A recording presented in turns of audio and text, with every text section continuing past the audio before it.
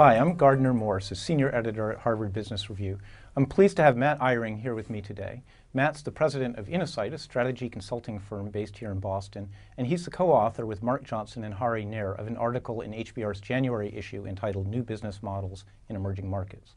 Matt, thanks for coming over. Great to be here, Gardner. So 20,000 multinationals are operating in developing markets, and you write that the major problem they're having is that they've got their business models wrong. What do you mean by that? Well, companies who really think they've changed their business models for developing markets haven't. They've tweaked them around the edges. While some have even established local R&D centers, local country leadership, they really haven't fundamentally rethought the business model from the ground up. It's primarily been an exercise in cutting costs and saying, how do we de-feature a product or de-feature an offering for a market that can't afford it or doesn't have access to it, instead of really rethinking the fundamental value proposition from the perspective of the local customer. If they do that, they'd find that there are many more levers that come into the equation than just product cost or even R&D, having to do with the way a product's distributed, the way it's marketed, the way it's financed in some cases, that can all be tailored and really rethought from scratch in the local market. So a common strategy is selling less for less. You take a can of soft drink and you reduce its size and reduce its cost and you try to sell that. And that's exactly. You're going to sell less for less, and what they really need to do is sell less for more. They need to be looking at all the levers of the business model, not just cost and not just reducing features, but what features could we add to the product at the same time that we're reducing cost? What different marketing might we use? What different distribution channels might we use? The product might be too expensive, even with costs engineered out, to sell to a local market. It's not just a question of making a product locally or reducing features or tailoring it to the environment. You've got to think about an entire ecosystem, not just in healthcare, but in a lot of other industries, or you're not going to have success. It's not product R&D. It's business model R&D. Now, any new business model begins with identifying an unmet need, or as you guys put it, a job to be done. Now, in emerging economies, it looks like there are an infinite number of unmet needs. How do you approach that problem, identify the ones that are worth investing in developing solutions to? That's interesting. I guess there's two answers to that question. One is sort of where you look, and the other is how you might look for these needs. And let me talk about where you might look first of all, because we cover that in the article. In general, and this is not always the case, but I think is a pretty good rule of thumb, in the developing market there are two types of products and services sold, two submarkets, and one of them is at the very low end. There is a proliferation of products and services that are very, very low priced but low quality. A lot of them are domestic companies serving the masses. At the other end, precisely because these multinationals bring their business models into these countries, you can buy a Mercedes, you can get all of the high-end goods. And those appeal to a subsegment of the population because these countries are so big. I mean, there's 1.2 billion people in India. You're going to get some people who can afford a Mercedes. You're going to get some people who can afford those things and who want those things, and where your business model works. You've got to localize it, you've got to tweak the marketing in some cases, but you're going to find a market there. What is missing is sort of the affordable luxury. It's products and services for the emerging middle class. A good example, and we talk about this in the article, is in laundry services.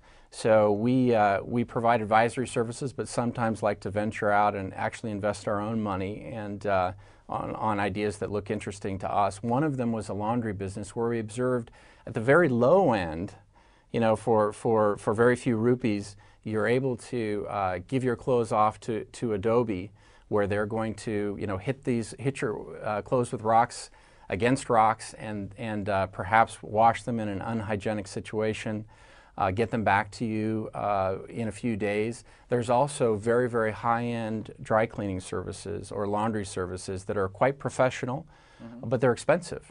I mean, these can cost, you know, upwards of 50, 60, 70, 80, 90 rupees per garment. And, out of reach of a lot of people. Out of reach of a lot of people, and you're not going to get those back, so it's inconvenient and expensive. In between those options is this missing middle, and this was one of the ideas that we had, which is, could you create a laundry service for folks who really can't afford a washer and dryer or don't have one or where it's not convenient, but as if they had one on the street corner where their clothes they could wash very easily, conveniently, and pick them up again. And do it, by the way, with quality detergents, have them washed in a way that's hygienic and a high quality product, but quickly and cheaply, closer to the price that you'd pay if you went to a low-end dope. So you created a pretty innovative model, and you brought along I did. I brought along just a replica, just a little bit of a replica scale model. So if you can imagine this blown up to about 7 feet tall and 4 feet wide, you get an example of this rig. It's branded as Shamak. Yep. We call it Village Laundry Service, and essentially the idea is I'll just open up the door. It's a freestanding kiosk, so we could roll these things into, say, near a university, near an apartment building, anywhere where the foot traffic, the footfall going in and out of a place of residence or a place of education might be high. We can easily move them around and test where the demand might be high, and we can take this. Here's a little table that goes outside. You'll then see we've got a washing machine here that's hooked up. There's a tank, a water tank that is inside that's self-contained, so if you have a source of water, it's great. If not, we're able to wash clothes here with this tank. We've got a collection bin that takes your clothes. We're going to weigh your clothes. It's 40 rupees, around 40 rupees a pound. Your information is going to be put in. We're going to tag the clothes. Go ahead and wash them. You dry them up here in the top in a little dryer that we've made. They're going to be folded, and then you're going to get an SMS message, a text message essentially, to tell them to come and pick them up.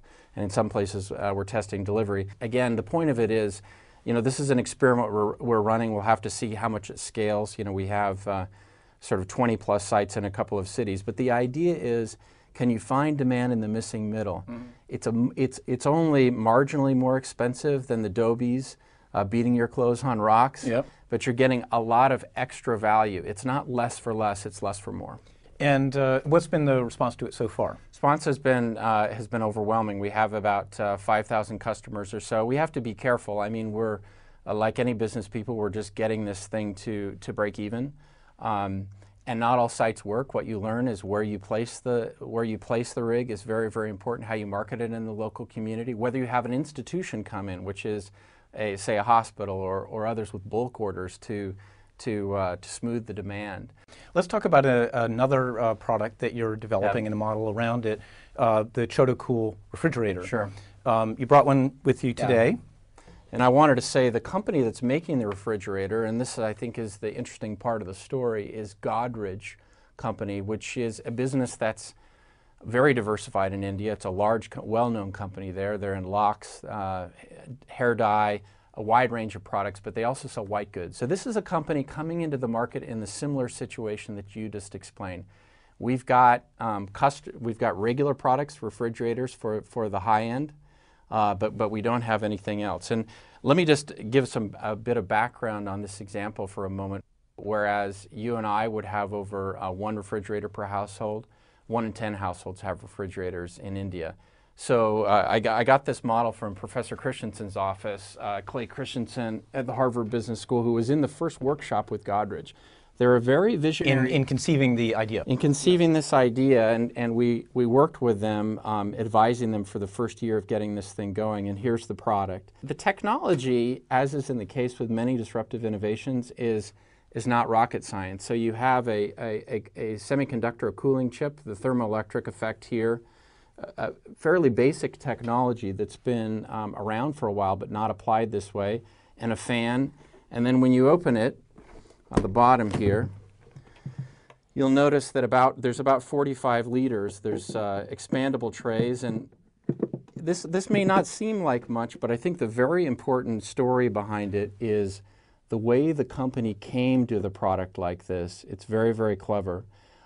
As they did their ethnographic research, very deep customer research, not reports that they bought. They went out and lived with customers. They did video ethnography. They took pictures of their refrigerators. They found some very, very interesting things. Let me ask you a quick question. Yeah. So people didn't say, when you said, would you like refrigeration, they didn't say, yeah, I'd like to have a big double-door refrigerator with an ice maker. No, you have to start, you don't start with your product. and that is the key point for the companies that are looking to develop a new business model. You don't start with your existing product or your existing assumptions in other areas. What they found when they looked into the few people in sort of semi-urban and rural environments that had refrigerators, they noticed they weren't very full. A couple of liters of water, they had some milk, they had some vegetables that they needed to keep fresh for a couple of days, and they had some leftovers, which are pretty well cooked in India, but that they needed to stay fresh for a few days, and that was it. They didn't need ice. They didn't need a huge storage capacity. They needed a product that was able to maintain those basic items, and this fit the bill. When you look at the thermoelectric cooling, it uses less voltage. It keeps the temperature about 25 degrees cooler inside, which is just enough to keep that milk fresh, to keep those leftovers fresh. It has a 45-liter capacity, you know, all the way in here on both sides. So there's actually quite a lot of storage room. It's very, very portable, as you can see. It doesn't weigh a lot. These families tended to move quite a bit. It was priced at half the entry level of other refrigerators. This is the electricity source, by the way. Many of these homes have intermittent power. And so the idea that you could run this off of a car battery and another power source, or it would run when the power was out, it was a big plus for these markets. One of the areas in which I've had a lot of respect for Godrej as I've watched them roll this process out is I think they've seen that the refrigerator could be a platform for large markets, but they've been very slow and careful about the way they've rolled it out. The first thing they did was make very careful observations of the consumer. They then figured out a business model which was more than just the product. This is distributed through microfinance organizations, NGOs. It's a community-based selling model where one of the local entrepreneurs that him or herself can get a better life by selling these demonstrates it. It's an aspirational product. It's a happy product. If you look at the just it looks like a face. Yeah, it looks like a face and a smiling face. And that was a conscious design decision that they are selling the aspiration, the convenience, the show and tell aspect of this product through local different distribution channels. It's not just about the product, it's about the entire business model. What's the one piece of advice you'd leave us with for a Western company wanting to enter an emerging market? You know, I'd sum it up in check your assumptions at the door. Those include the customer, they include the way that you're pricing, they include the way you're distributing. They basically include your entire expertise. The biggest liability that you can have sometimes in going into a developing market is the strengths that made you great in a developed market. And especially from the top, especially for senior leaders, these ventures need to be treated differently. They need to be given time, and they need to start from scratch, where you don't come in with any preconceived notions. And that's the number one thought that I think leaders, senior leaders and others can benefit from looking for success in these markets. Well, that's a pretty tough discipline, but it sounds like great advice. Well, Matt, thank you so much for coming in. That was Matt Eyring. He's president of Innosight, and you can read his article and more at hbr.org.